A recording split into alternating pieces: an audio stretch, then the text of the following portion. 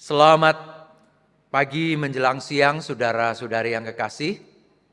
Senang sekali bisa beribadah bersama dengan saudara-saudari sekalian di GKY PIK di tempat ini.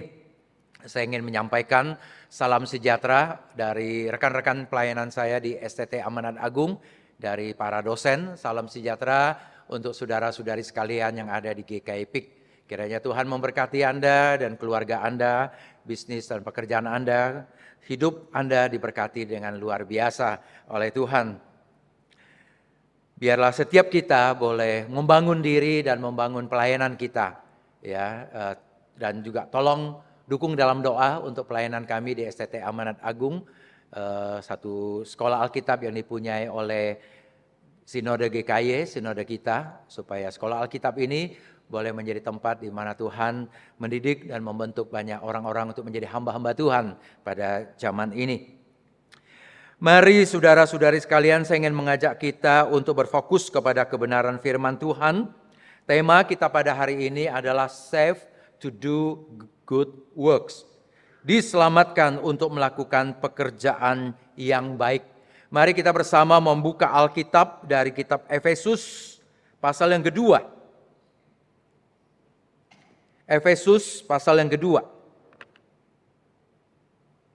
Kita membuka kitab Efesus pasal yang kedua, ayat pertama hingga ayat yang ke-10. Tema kita pada hari ini diselamatkan untuk melakukan pekerjaan baik. Demikian bunyi firman Tuhan seperti yang tertulis di dalam Efesus pasal yang kedua, ayat 1 hingga ayat yang ke-10. Kamu dahulu sudah mati karena pelanggaran-pelanggaran dan dosa-dosamu. Kamu hidup di dalamnya karena kamu mengikuti jalan dunia ini. Kamu menaati penguasa kerajaan angkasa, yaitu roh yang sekarang sedang bekerja di antara orang-orang yang tidak taat. Sebenarnya dahulu kita semua juga termasuk di antara mereka ketika kita hidup di dalam hawa nafsu daging dan menuruti kehendak daging dan pikiran kita. Pada dasarnya kita adalah orang-orang yang harus dimurkai sama seperti mereka yang lain. Tetapi Allah yang kaya dengan rahmat, oleh karena kasih-Nya yang besar yang dilimpahkannya kepada kita, telah menghidupkan kita bersama-sama dengan Kristus, sekalipun kita telah mati oleh pelanggaran-pelanggaran kita. Oleh karena anugerah kamu diselamatkan. Dan di dalam Kristus Yesus Ia telah membangkitkan kita juga dan memberikan tempat bersama-sama dengan Dia di sorga. Supaya pada masa yang akan datang Ia menunjukkan kepada kita kekayaan anugerah-Nya yang melimpah-limpah sesuai dengan kebaikan-Nya terhadap kita dalam Kristus Yesus. Sebab karena anugerah kamu diselamatkan oleh iman. Itu bukan hasil usahamu, tetapi pemberian Allah. Itu bukan hasil pekerjaanmu, supaya tidak ada orang yang memegahkan diri. Karena kita ini buatan Allah, diciptakan dalam Kristus Yesus untuk melakukan pekerjaan baik yang dipersiapkan Allah sebelumnya. Ia mau supaya kita hidup di dalamnya. Demikianlah pembacaan firman Tuhan. Berbahagialah kita yang membaca, merenungkan, dan menjalankan firman Tuhan dalam hidup sehari-hari kita. Saudara-saudari sekalian, Sokrates, seorang filsuf terbesar yang pernah hidup dan yang menjadi peletak dasar dari filsafat dan cara hidup, cara pandang dunia ini 2000 tahun lalu. Dia berkata begini, "The unexamined life is not worth living." Hidup yang tidak diperiksa tidak layak untuk dihidupi. Hidup yang tidak kita periksa, hidup yang kita tidak pernah tanyakan, hidup yang tidak kita uji, itu adalah hidup yang tidak layak untuk dihidupi. Kita bisa hidup hanya menjalani hari demi hari. Bangun, bernafas, bekerja, teruskan bernafas, tidur, besok bangun, lanjutkan hidup. tanpa pernah bertanya, tanpa pernah memeriksa, tanpa pernah menguji arti hidup kita. Kemana hidup kita? Untuk apa hidup kita? Desain apa yang Allah inginkan buat hidup kita? Hidup yang seperti demikian, yang tidak bertanya, yang tidak menguji, tidak memeriksa hidup kita adalah tidak layak untuk dihidupi. Dalam cerita kartun, itu seperti yang biasa dikatakan, berjalan mengikuti hidung. Kalau hidungnya ngarah ke sana, dia jalan ke sana. Kalau hidungnya ngarah ke sana, dia jalan ke sana. Kalau hidungnya ngarah ke sana, dia jalan ke sana. Jadi itu namanya berjalan mengikuti hidung. Ya, tergantung melengos kemana. Tapi itu kan hidup yang tak diperiksa, tidak dipikirkan, tidak dipertanyakan. Terus sekalian, hari ini saya ingin mengajak kita bertanya tentang hidup kita dari ayat-ayat yang kita baca. Hidup kita saat ini, hidup di dalam apa? Apa yang menjadi lingkungan hidupmu? Apa yang menjadi environment, surrounding, kondisi kehidupanmu? Karena di dalam bacaan kita tadi, ada dua kata yang persis sama diulangi di awal dan diulangi di ujung dari pembacaan kita. Di ayat 1 sampai ayat 10. Kata itu diulangi. Yang bagian pertama di ayat yang pertama dan kedua dikatakan begini. Kamu dahulu sudah mati karena pelanggaran dan dosamu. Kamu hidup di dalamnya. Karena kamu mengikuti jalan dunia ini. Kamu hidup di dalamnya. Tapi kata yang sama, hidup di dalamnya, diulangi lagi di ujung pembacaan kita tadi. Kalau sudah memperhatikan, di ayat yang 10. Karena kita ini adalah buatan Allah diciptakan dalam Kristus Yesus untuk melakukan pekerjaan baik yang dipersiapkan Allah sebelumnya. Ia mau supaya kita hidup di dalamnya. Dua environment, dua kondisi, dua lingkungan hidup. Kita hidup di dalamnya. Kita hidup di dalamnya. Di dalam apa kita hidup? Yang pertama jelas sekali dikatakan, dahulu kamu sudah mati karena pelanggaran dan dosa-dosamu. Kamu hidup di dalamnya karena kamu mengikuti jalan dunia ini. Jadi hidup di dalam apa saudara? Hidup di dalam dosa. Hidup di dalam pelanggaran. Hidup mengikuti jalan dunia ini. Hidup di dalam kematian. Berjalan di dalam kematian. Walking dead. Kata itu berasal dari sini saudara. Ya, walking dead. Berjalan atau hidup di dalam kematian. Itu satu kondisi. Atau di ayat 10, kamu hidup di dalamnya. Hidup di dalam apa? Dikatakan di sini, kamu adalah buatan Allah diciptakan dalam Kristus Yesus untuk melakukan pekerjaan baik. Melakukan pekerjaan baik yang dipersiapkan Allah sebelumnya. Dan Allah mau supaya kita hidup dalamnya. Hidup di dalam pekerjaan baik. Hidup di dalam ciptaan Allah yang baru untuk melakukan pekerjaan baik. Dua kondisi yang sangat berbeda. Hidup di dalam dosa, hidup di dalam pekerjaan baik. Hidup dalam kematian atau hidup sebagai ciptaan baru di dalam Allah. Kita ada di mana saudara?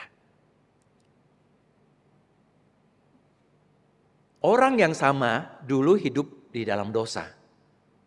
Hidup di dalam kematian. Orang yang sama kemudian disebut sekarang kamu hidup di dalam pekerjaan baik. Sebagai ciptaan baru. Berarti apa saudara? Di tengah-tengahnya ada transformasi. Hidup itu bisa berubah saudara. Jangan berpikir hidupmu gagal terus, hidupmu susah terus, hidupmu banyak masalah terus. Seolah-olah dunia sudah kiamat. Kita harus percaya ada transformasi, ada perubahan. Ini yang dibicarakan di 10 ayat ini. Mari kita bersama-sama melihatnya saudara. Yang pertama tentang kehidupan lama kita. Mari kita periksa kehidupan lama kita. Alkitab bilang apa di ayat 1-3. Kehidupan lama, kehidupan di dalam dosa, kehidupan di dalam pelanggaran. Itu adalah kehidupan di dalam kematian. Saudara perhatikan kembali ayat yang tadi saya baca. Ayat pertama sampai yang kedua. Kamu dahulu sudah mati karena pelanggaran dan dosa-dosamu. Kamu hidup di dalamnya. Kamu hidup di dalamnya. Di dalam apa? di dalam kondisi mati karena pelanggaran dan dosa. Hidup di dalam kematian. Saudara sekalian, dosa itu adalah kematian. Itu konsep Alkitab yang paling dasariah. Upah dosa adalah maut, adalah kematian. Mengapa disebut upah dosa adalah kematian? Sebenarnya saudara, kita diciptakan untuk bersambung dengan Allah, terkoneksi dengan Allah. Selalu bertambat, bertaut dengan Allah. Allah itu sumber hidup. Kita diciptakan untuk bertaut dengan Allah. Kalau bertaut dengan Allah, itulah hidup. Bukan sekedar hidup biologis karena kita ada nafas. Tapi hidup yang sesungguhnya adalah hidup yang bertaut dengan Allah. Ketika manusia memberontak dan melawan Allah, itu dia mencabut dirinya dari Allah. Itulah pemberontakan. Itulah lari dari hadapan Allah. Itulah putusnya hubungan dengan Allah. Putusnya dengan kehidupan Allah. Itu seperti mencabut steker kipas angin dari sambungan listriknya. Colokan listriknya. Kita cabut. Apa yang terjadi? Mati. Kita diciptakan untuk sambung dengan Allah. Tapi manusia kemudian merasa bisa jalan sendiri, dia mencabut dirinya dari Allah dan merasa tidak butuh Allah. Dan apa yang terjadi? Itulah mati, saudara. Maka dikatakan, kamu dahulu sudah mati karena pelanggaran-pelanggaran dosamu. Tapi masih hidup, masih bernafas, masih berjalan, masih tampil dengan keren. Hidup di dalam kematian, walking death. Yang mati itu berjalan, kira-kira seperti itu. Saudara, sebenarnya itulah yang kondisi yang terjadi pada orang-orang pada zaman ini. Mereka yang tidak punya Tuhan Yesus Kristus. Kelihatan sangat hidup, sangat dinamis, sangat kreatif. Bikin dunia ini sangat keren sekali. Tapi apa yang terjadi kalau nggak punya Allah? Tidak ada kehidupan yang sesungguhnya. Mungkin dia merasa hidup yang sesungguhnya ada. Yaitu apa? Karena dia bisa bangun, dia sehat, dia kuat, dia bisa bekerja, menghasilkan uang, beli mobil, beli rumah. Oh, hidup yang sesungguhnya. Periksalah lebih dalam, apakah betul itu hidup yang sesungguhnya? Apakah engkau diciptakan hanya untuk itu? Atau engkau diciptakan untuk desain yang lebih tinggi? Kalau engkau diciptakan oleh Allah dan untuk Allah, berarti hidupmu berarti kalau didefinisikan oleh Allah. Kalau hanya didefinisikan oleh rumah dan mobil, belum mencapai ke situ. Makanya mengapa di sini ini menjadi problem manusia. Berdosa dan pelanggaran itu, saudara. Katanya inilah hidup di dalam kematian. Saudara sekalian, manusia seringkali menipu diri sendiri. Merasa hidup ini adalah yang paling hidup. Sampai-sampai ada iklan rokok yang kontradiktif luar biasa, tapi orang bisa percaya begitu saja. Mengisap rokok tertentu dianggap dan ditulis di tagline-nya membuat hidup lebih hidup. Lebih hidup, hidup lebih hidup. Tapi di ujung dari rokok itu, iklan rokok itu dituliskan rokok membunuhmu. Atau versi lain, rokok menyebabkan berbagai penyakit. Termasuk bisa merusak janin dan sebagainya. Dan biasanya dikasih gambaran yang sangat mengerikan. Bagaimana mungkin hidup menjadi lebih hidup kalau lehernya berlubang kayak begitu? Tetapi, sudah itu salah satu cara untuk membuat manusia seolah-olah hidupmu yang sangat tidak berarti ini tiba-tiba menjadi sangat berarti hanya gara-gara ngisap rokok. Atau ada iklan mobil mengatakan you are what you drive. Engkau adalah apa yang kau kendarai. Seolah-olah hidupmu didefinisikan oleh apa yang kau kendarai. Kalau engkau kendarainya mobil, masih ada nggak ya Suzuki Carry? Kalau dulu Suzuki Carry kan bawanya begini nih, gitu ya. Ya, masuk hotel mulia, saudara pasti tunduk kepala begitu. Ya, takut dilihat orang. Ya, kalau bawa Alphard kan, begitu kan ya, kayaknya lebih berharga. Tapi itu yang orang mencoba mendefinisikan atau dunia ini mencoba mendefinisikan untuk kita. Tapi saudara, sekeren apapun kalau menurut diagnosa Alkitab, itu adalah hidup dalam kematian. Seperti apa gambarannya saudara sekalian? Itu adalah dikatakan begini saudara, hidup pelanggaran, hidup di dalam dosa, hidup mengikuti jalan dunia ini, hidup menaati roh-roh, hidup dalam nafsu daging, hidup di dalam kehendak daging, mengikuti daging, hidup dalam pikiran yang jahat. Ketika didiagnosa secara spiritualitas dan moralitas, kita ini orang yang parahnya luar biasa. Enggak keren-keren amat lagi begitu. Tapi kalau orang hanya memikirkan soal-soal tampilan luar, mungkin masih berpikir sangat keren. Mau kawin cerai dan sebagainya, sangat keren. Mau pakai narkoba, sangat keren. Mau nipu orang, sangat keren. Mau selingkuh sana sini, sangat keren. Kelihatannya kayak begitu. Tapi perhatikanlah apa yang terjadi pada budaya manusia di zaman ini, saudara. Broken. Betul-betul broken. Jiwa yang broken. Ya, gampang putus asa dan banyak terjadi bunuh diri. Dan bunuh diri bukan lagi karena kesulitan makan. Bunuh diri karena tidak punya sahabat. Karena kesepian, karena stres, karena berbagai hal. Kalau dulu banyak orang bunuh diri karena utang. Sekarang enggak, saudara. Apa saja bisa membuat orang bunuh diri. Karena hidup itu broken. Moral broken, keluarga broken. Itu yang sedang terjadi. Tapi saya tidak mau terus kita bicara mengenai hal ini, saudara. Karena di dalam kekristenan kita tidak hanya menggerutu dan marah-marah pada kegelapan. Kita selalu mulai dengan memperlihatkan ada terang.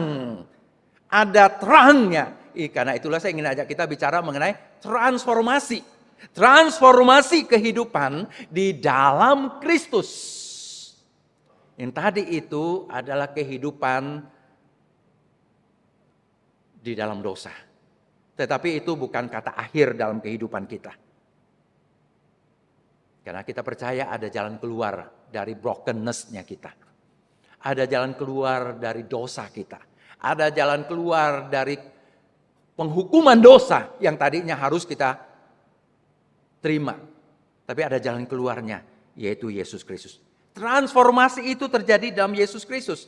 Tadi dikatakan kita berjalan dan kita hidup di dalam kematian. Sekarang saudara sekalian ketika kita baca lebih lanjut dari ayat 3, kemudian 4, 5 dan seterusnya, apa yang kita temukan? Kita melihat di situ terjadi transformasi di dalam Yesus Kristus. Yaitu apa saudara? Dihidupkan kembali di dalam Kristus. Di ayat kelima, kata-kata itu dituliskan di situ. Saudara sekalian, telah menghidupkan kita bersama-sama dengan Kristus. Sekalipun kita telah mati oleh pelanggaran-pelanggaran kita. Dulu kita mati di dalam dosa. Dulu kita tidak bersambung dengan Allah. Dulu kita hidup dalam brokenness-nya kita. Tetapi sekarang kita dihidupkan kembali di dalam Kristus. Bagaimana dia menghidupkan kita kembali? Dikatakan di ayat ke-6. Dibangkitkan bersama Kristus. Ini berbicara mengenai apa saudara? Keselamatan di dalam Yesus. Makanya di ayat 5, ayat 8 bicara mengenai diselamatkan. Kristus mati di kayu salib, tapi juga bukan kata akhir kematian itu. Dia broken, tubuhnya broken, tapi itu bukan kata akhir. Dia dibangkitkan. Kita mati bersama Kristus, kita bangkit bersama Kristus. Dosa-dosa kita dibayarkan oleh Yesus. Dosa-dosa kita dihukum dan dimurkai oleh Allah di dalam Yesus Kristus. Tapi kita juga dibangkitkan bersama dengan Yesus untuk satu kehidupan yang baru. Yang tadinya sudah mati, yang tadinya terputus hubungan dengan Allah, di dalam Yesus Kristus kita disambungkan kembali dengan Allah. Itu yang disebut diselamatkan. Salvation. Kita diselamatkan, save, diselamatkan oleh Allah di dalam Yesus Kristus yang mati dan bangkit itu. Bersama Yesus kita mati dan kita bangkit bersama dengan Yesus Kristus. Saudara, itu kabar baiknya, itu Injilnya. Untuk manusia yang broken, untuk dunia yang broken. Ada transformasi bisa terjadi di dalam diri Yesus Kristus.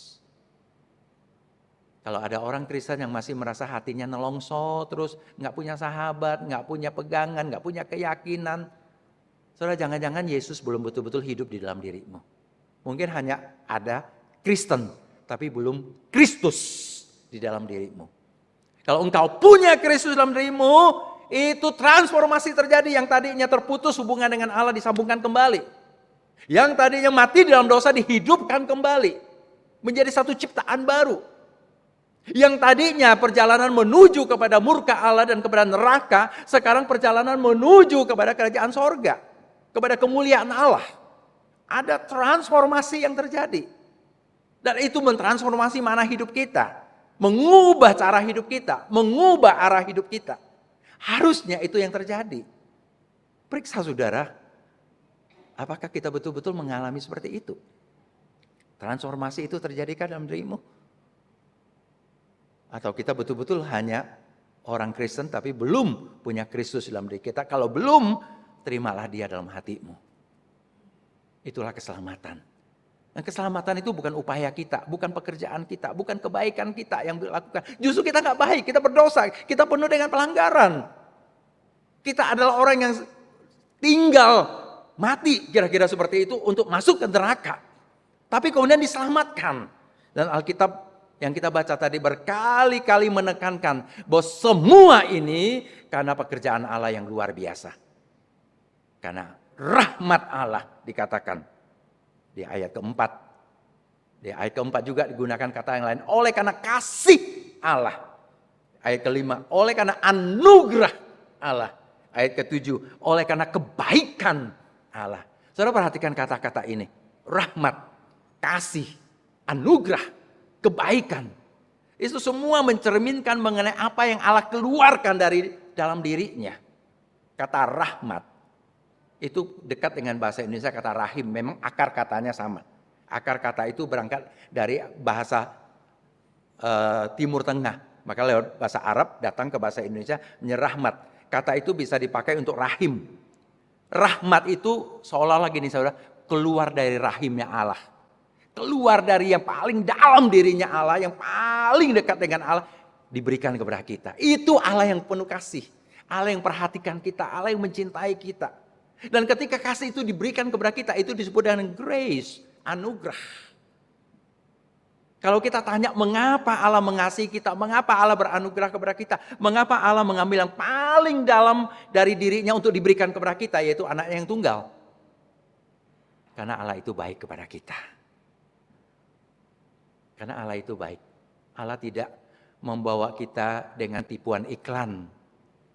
Hidup, semakin hidup, tapi ujungnya adalah kematian. Enggak, Allah memberikan hidup yang sesungguhnya. Karena dia baik. Dia tidak mau kita mengalami neraka. Dia tidak mau kita mengalami terus-menerus di dalam kehidupan yang broken. Allah mau mengangkat kita. Maka disebutkan di situ, saudara, Allah yang baik itu memberi. Itulah anugerah. Keluar dari kasihnya, bahkan kasih yang begitu dalam, begitu luar biasa. Anaknya yang tunggal yang diberikan kepada kita. Sehingga kita boleh diselamatkan. Sehingga kita boleh dihidupkan kembali. Sehingga kita boleh dibangkitkan. Dan kita disebut sebagai ciptaan baru. Tadi kehidupan lama. Masih bernafas, masih hidup secara biologis tapi terputus hubungan dengan Allah. Secara spiritualitas, secara moralitas kita hidup yang sudah hancur dan rusak. Tapi sekarang dikembalikan kepada Allah. Itu transformasi, saudara. Tetapi di dalam pembahasan kita yang kita baca tadi, saudara, transformasi ini bukan sekedar hanya transformasi dan kemudian kita menjadi keren secara rohani. Wah, luar biasa, anak Allah. Tidak, saudara. Bacaan kita tadi mengatakan ada satu langkah lagi. Manusia lama, kehidupan lama mengalami transformasi. Menuju ke apa? Satu model hidup baru, satu cara hidup baru, satu style hidup baru, satu pola hidup baru. Yaitu apa? Hidup di dalam kebaikan. Tujuan dari kehidupan baru kita adalah hidup di dalam kebaikan. Ayat yang 10 yang kita baca, saya akan membaca ulang sekali lagi. Karena kita ini buatan Allah, diciptakan dalam Kristus Yesus untuk melakukan pekerjaan baik yang dipersiapkan Allah sebelumnya. Ia mau supaya kita hidup di dalamnya. Itu yang tadi saya kutip di bagian awal pembicaraan ini. Ia mau kita hidup di dalamnya. Dulu kita hidup mengikuti dunia. Pola dan cara hidup dunia. Walking dead. Orang mati yang masih hidup. Atau hidup dalam kematian. Tapi Allah menginginkan hidup yang lain. Model lain, pola lain. Hidup dalam kebaikan. Untuk itu kemudian kita ditransformasi. Kita diubah. menjadi ciptaan baru supaya kita bisa hidup dengan pola dan model hidup baru itu, yaitu hidup di dalam kebaikan. Perhatikan kata-kata yang sangat luar biasa di ayat 10 ini, saudara. Pertama disebut kita ini buatan Allah. Jadi kita bukan sekedar lahir dari papa dan mama sebagai anak biologis, tapi kita ini buatan Allah. Maka di dalam perjanjian baru berkali-kali disebut kita ada ciptaan baru. Kita tidak betul-betul diciptakan seperti Adam. Enggak, kita lahir dari papa mama kita. Tetapi kita mengalami satu transformasi yang begitu radikal dari yang lama kepada yang baru, dan itu disebut sebagai ciptaan baru.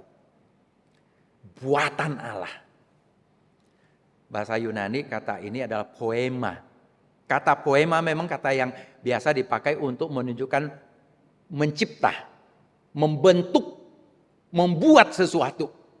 Tapi kata ini kebetulan dipakai untuk mengartikan satu bentuk sastra, yaitu poem, poetry, puisi, poema, bahasa Yunaninya. Kemudian menjadi poem, poetry, puisi.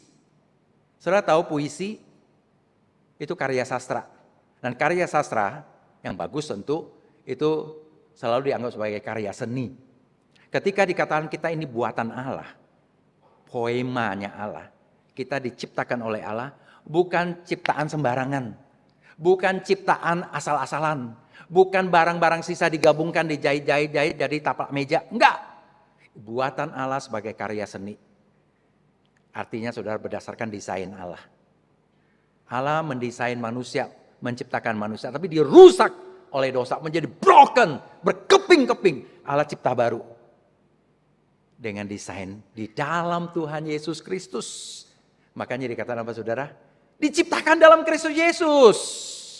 Bukan sekedar lagi diciptakan, dibentuk di perut mama kita, tapi di dalam Kristus Yesus. Dan ketika disebut di dalam Kristus Yesus artinya apa? Di dalam kematian dan kebangkitan Yesus. Anak Allah yang tunggal. Satu pembayaran yang begitu berharga dan yang begitu indah, begitu mulia. Alkitab bilang lebih mahal dari emas dan perak. Artinya apa? Betul-betul karya seni yang luar biasa. Itu adalah saudara dan saya. Diciptakan di dalam Yesus. Jadi yang tadinya rusak, tadinya broken, tadinya sudah siap untuk dibakar, diambil oleh Allah, ditransformasi menjadi satu karya seni. Ciptakan dalam Kristus Yesus. Harus kita melihat hal ini saudara. Dalam diri kita sebagai orang percaya. Diri orang lain sebagai orang percaya. Dia sudah diukir dengan darah Kristus. Sudah dilukis dengan darah Kristus. Sudah diselamatkan oleh pemberian Allah yang begitu mahal. Nah itu harus indah. Dan karena itu harus hidup indah. Itu baik dan karena itu harus hidup baik. Itu sangat kudus dan karena itu harus hidup kudus. Itu yang dikatakan kalimat ujung dari bacaan kita tadi. Diciptakan sebagai karya seni yang indah, yang baik. Yang luar biasa bagus. Bukan sekedar untuk dipajang. Nah dikagumi oleh orang. Tapi untuk melakukan pekerjaan baik. Yang dipersiapkan Allah sebelumnya. Dan Allah mau kita hidup di dalamnya, bergerak dinamis, berjalan di dalam pekerjaan baik itu. Yang dipersiapkan Allah sebelumnya. Artinya apa saudara? Allah punya desain. Ya kan sudah dipersiapkan. Sudah dipersiapkan. Allah punya desain untuk kita, untuk hidup kita. Ketika dia menciptakan kita di dalam Yesus, dia punya desain, punya tujuan. Supaya kita hidup di dalamnya. Kekudusan Allah, moralitas Allah, spiritualitas Allah, kebaikan Allah, kasih Allah. Allah itu mau tanamkan ke dalam dunia melalui kita. Itu saudara. Dia sudah persiapkan untuk kita lakukan itu. Kita tahu betul apa yang maksudnya persiapan. Ketika istri kita sedang hamil, kita sudah siapkan ranjang, baju, mainan, makanan, minuman untuk baby kita. Kita persiapkan dulu. Artinya apa? Terencana, ada desainnya. Bukan sembarangan. Bukan tiba-tiba hari ini hamil, besok lahir, kita kelabakan. Enggak, sudah terencana. Allah punya begitu, yaitu desain untuk hidupmu. Saudara, karena itulah maka periksa apa yang Allah inginkan dalam hidupmu. Pekerjaan baik apa yang Allah ingin kita kerjakan. Kalau sekarang hidup kita masih dalam hidup yang buruk, pasti itu udah gak sesuai dengan desain Allah buat kita. Allah ingin kita berbuat baik. Allah ingin kita tampilkan keindahan, kebaikan, kebenaran, kekudusan di dalam hidup kita. Itu yang harusnya terjadi. Kita diciptakan di dalam Yesus, dibuat oleh Allah sebagai satu karya seni yang indah untuk melakukan pekerjaan baik yang Allah persiapkan untuk kita. Allah adalah Allah yang bermoral, Allah yang kudus, Allah yang baik, Allah yang penuh cinta kasih. Allah mendesain kita untuk bisa melaksanakan itu dalam hidup kita. Saudara, pikirkan kebaikan apa yang kita bisa lakukan dalam hidup ini. Saya tidak perlu mengajar kepada kita, saudara. Saya yakin sekali setiap kita tahu apa-apa yang baik yang kita harus lakukan. Banyak daftar kebaikan yang kita bisa bikin bahwa itu adalah baik, yaitu berbuat sesuatu yang bermakna, berbuat sesuatu yang bernilai, berbuat sesuatu yang baik untuk orang lain. Tapi saya ingin ajak kita memikirkan beberapa hal yang penting, saudara. Yang pertama, saudara sekalian, kita sudah dapat kebaikan dari Allah. Dari kebaikan Allah muncullah kasih-Nya yang beranugerah kepada kita. Dari kebaikan Allah yang begitu dalam rahmat-Nya, dari rahim yang paling dalam Dia berikan kepada kita keselamatan. Itu kebaikan Allah. Ketika kita dapatkan kebaikan itu, Allah ingin kita hidup di dalam kebaikan itu. Nyatakan, yaitu pekerjaan yang baik. Apa itu? Saudara, saya kira salah satu kebaikan yang tertinggi yang kita bisa berikan kepada manusia. Injil Yesus Kristus. Kabarkan itu. Mereka itu broken, mereka itu rusak. Mereka berjalan ke neraka. Kasih uang baik, bantu mereka nyebrang jalan itu baik, kasih minum itu baik, kasih pakaian itu baik, bantu pendidikan baik, semua itu baik. Tapi ada yang jauh lebih baik lagi yang gak boleh kita lupakan, saudara. Ajak mereka kembali ke jalan yang benar, yaitu percaya kepada Tuhan Yesus Kristus. Kabarkan Injil. Kabarkan Injil, saudara, itu kebaikan Allah yang dicurahkan kepada dunia. Dan itu perlu kita sampaikan. Bukankah itu pekerjaan baik? Kabarkan Injil, saudara. Masihkah mengabarkan Injil kepada orang lain? Kalau belum berani, doakan dulu. Bawa traktat, telepon, WA, kabarkan Injil. Kalau nggak berani ngomong juga, bawa ke gereja. Paling tidak suruh musenya yang ngomong. Tapi kita juga harus belajar untuk kabarkan kabar Injil itu, kabar gembira itu kepada orang lain. Supaya mereka mengalami dihidupkan di dalam Kristus Yesus. Yang kedua, saudara sekalian, tadi saya bilang dunia ini broken. Kita, orang yang sudah mulai disembuhkan oleh Allah. Marilah tolong dunia ini, saudara. Tolong teman-temanmu, saudara-saudaramu. Dunia saat ini merusak, menghancurkan mereka. Sehingga gampang sekali orang saat ini bunuh diri, putus asa, menjadi gepeng, menjadi lembek karena tekanan-tekanan hidup. Mereka butuh apa, saudara? Butuh sahabat rohani. Butuh orang yang menguatkan, meneguhkan. Butuh orang yang menghibur. Butuh orang yang memberikan semangat, kekuatan untuk menjalani hidup. Butuh harapan. Dan seringkali ini yang tidak mereka dapatkan dari dunia ini. Seringkali banyak janji-janji kosong. Saya membayangkan bukan bagaimana bisa terjadi orang sedang makan keluarga di satu mall. Makan bersama di restoran. Tiba-tiba salah satu dari anggota keluarga itu keluar dari restoran itu berjalan. Dan tiba-tiba terjunkan diri. Kan mengerikan. Apa yang tidak ada pada orang ini? Hampir semuanya ada. Bisa makan di mall, makan di restoran di mall. Ada. Keluarga ada. Yang tidak ada mungkin adalah harapan untuk hidup esok. Tidak ada sahabat yang mengingatkan, menegur, menghibur, menemani.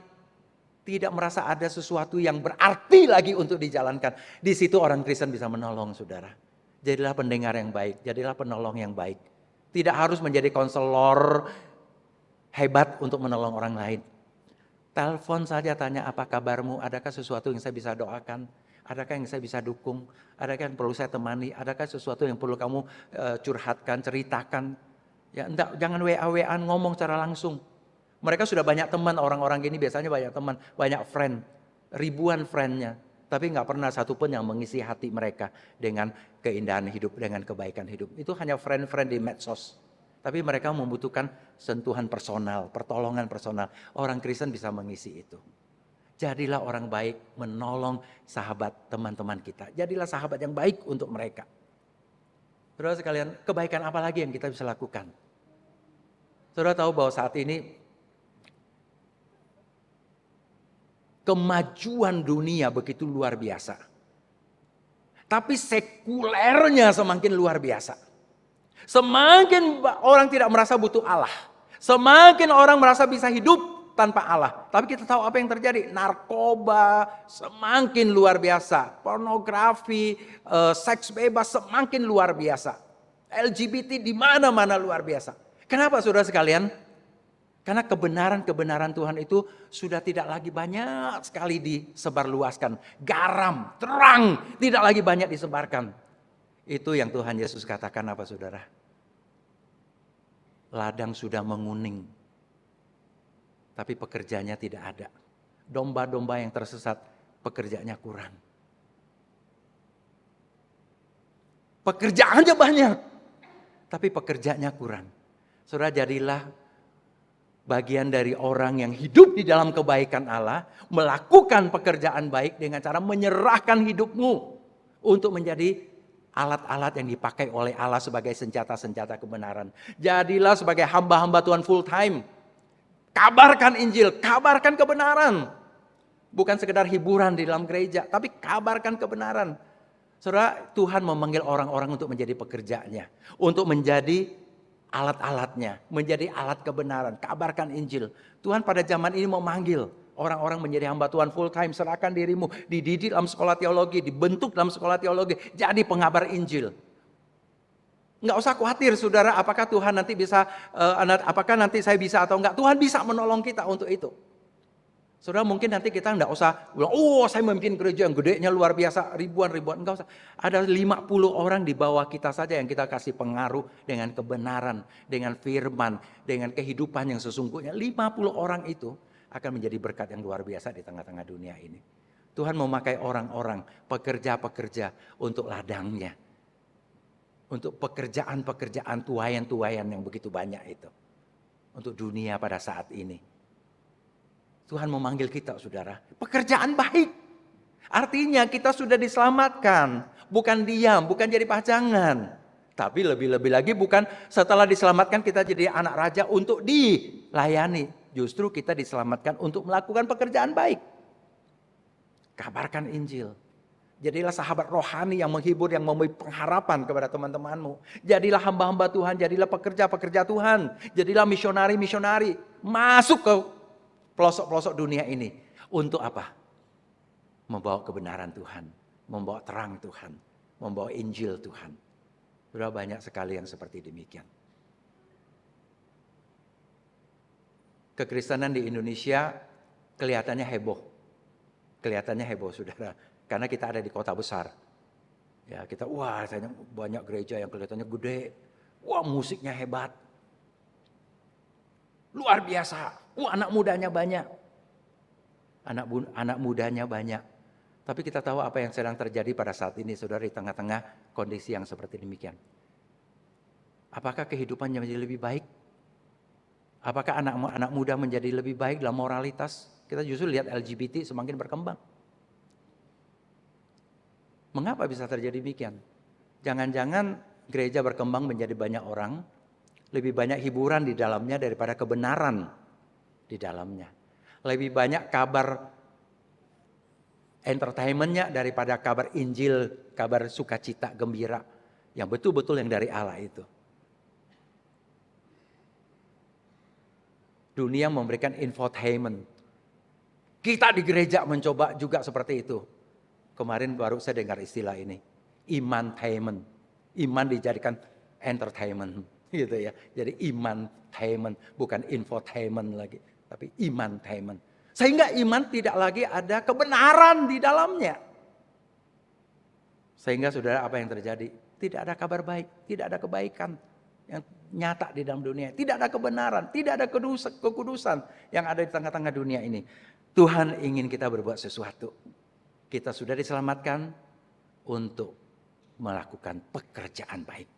Mulailah kita berpikir apa yang kita bisa lakukan. Selain beberapa hal yang sangat-sangat penting yang saya bicarakan, saya yakin saudara sendiri bisa mendaftar kebaikan apa yang saya bisa lakukan. Kebaikan buat tetanggamu, kebaikan buat keluargamu, kebaikan buat masyarakat kita, kebaikan buat lingkungan hidup kita.